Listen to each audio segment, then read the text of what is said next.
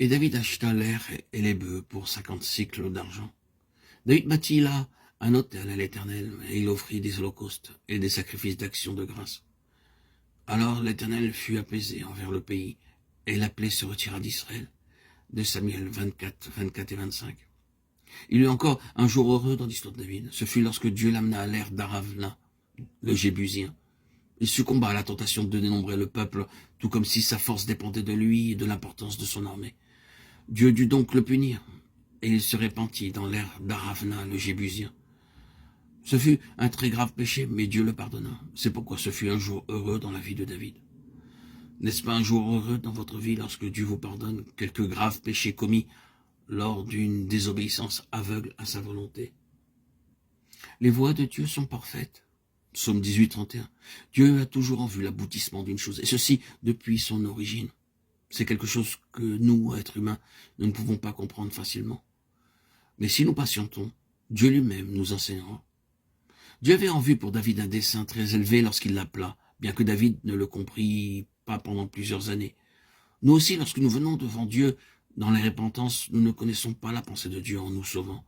Nous sommes alors préoccupés d'être pardonnés, lavés, purifiés, justifiés devant Dieu. Et lorsque Dieu commence à nous enseigner ses voies, nous le questionnons ou même nous lui résistons.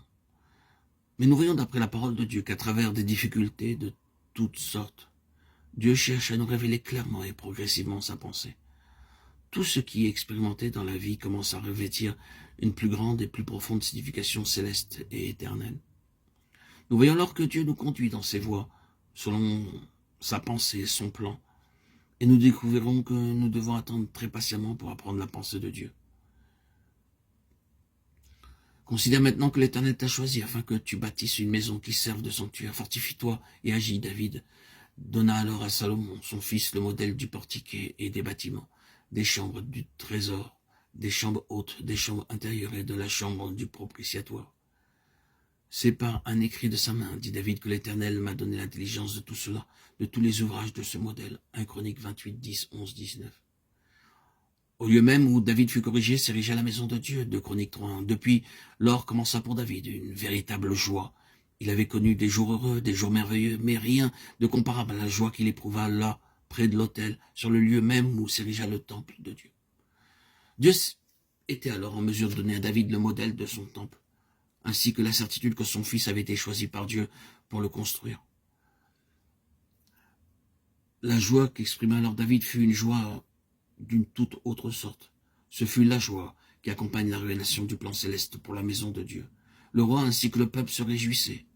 Cependant, David n'aurait pas été en mesure de se réjouir ainsi s'il n'était pas passé par toutes ces expériences. Chaque étape fut nécessaire. La joie du Seigneur est votre force. Mais la joie qui suit la révélation du plan céleste et la connaissance de notre participation à ce plan surpasse toute autre joie. Dans cette joie, vous entrez dans le plan et le dessein de Dieu touchant son peuple, aussi bien maintenant que dans les âges à venir. Priez donc pour que le Seigneur vous conduise de joie en joie jusqu'à ce que vous parveniez à la plénitude de la joie du Seigneur, qui est votre force.